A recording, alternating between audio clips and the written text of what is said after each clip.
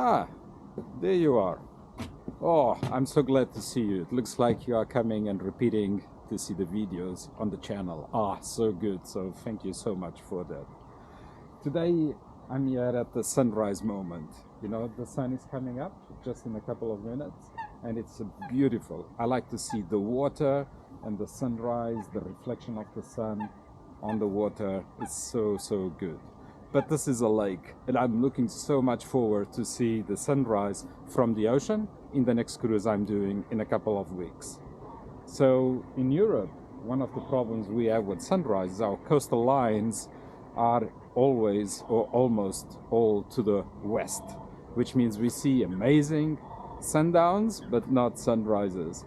And I'm so looking forward to be those 2 weeks on board the cruise on the Atlantic Ocean with nothing eastwards to hinder seeing the sun rise and do that awesome reflection on the water. Well, it will not be as calm waters as here on the lake, but definitely it will be beautiful. Looking forward and hope to see you on board one of these days. Let me talk to you about the preparations I had for this upcoming cruise I'm going to have to cross the Atlantic Ocean.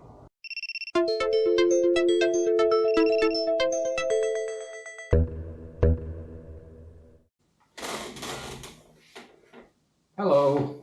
So as I was saying, I was looking for this cruise and I found an amazing deal.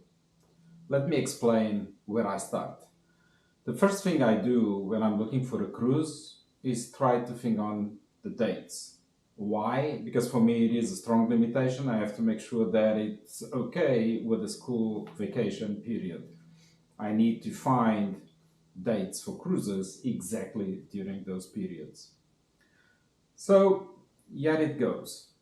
I've got the date. Easter vacation. Looks awesome.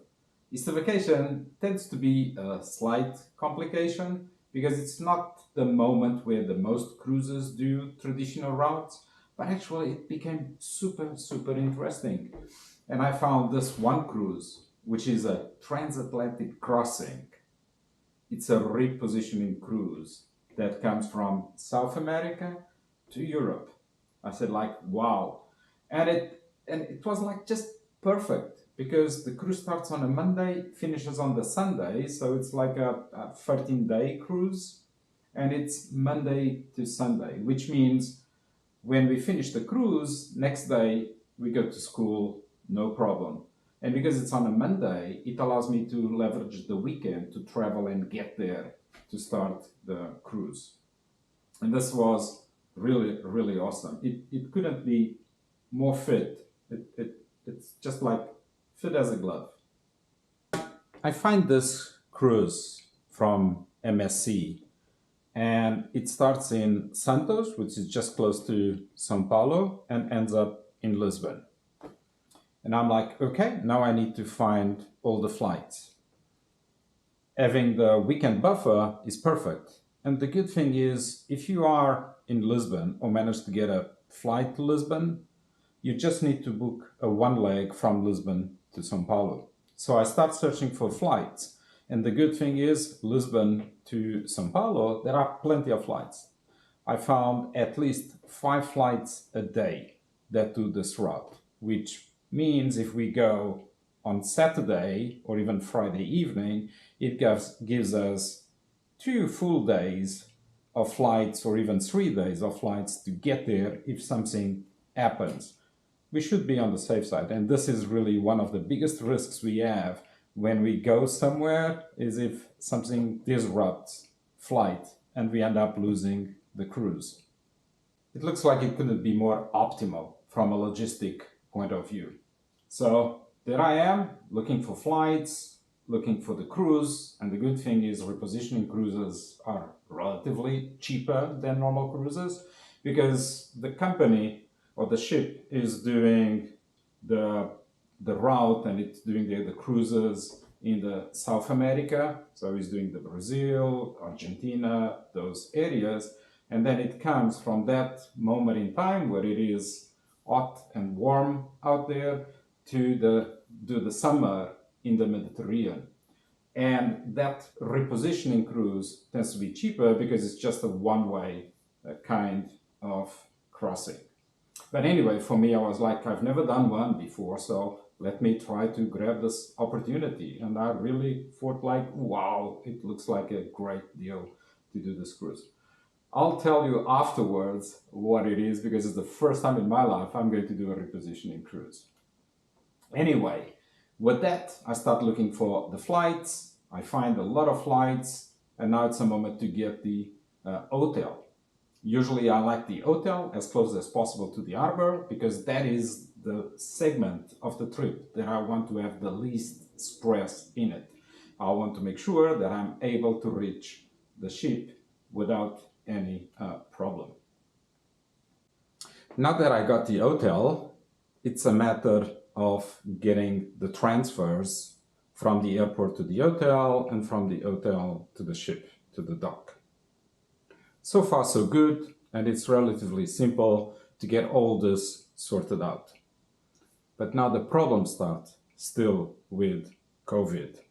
Vaccination is required, I don't have a problem with that, but then testing is required.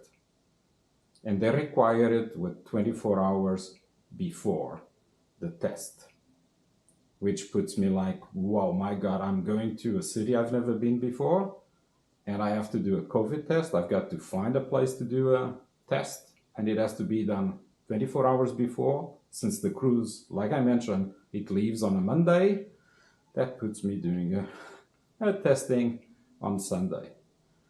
Well, what I want to tell in the end of the day is a key thing in your support for travel arrangements around cruises, because it's not just the cruise, is make sure you got a good travel agent specialized in cruises. And this is fundamental. And the travel agents will not only allow you to grab whatever are the best planes, the best hotels, get the transfers all sorted out, but even things like this, that I had no clue on how to find a place to do the COVID testing.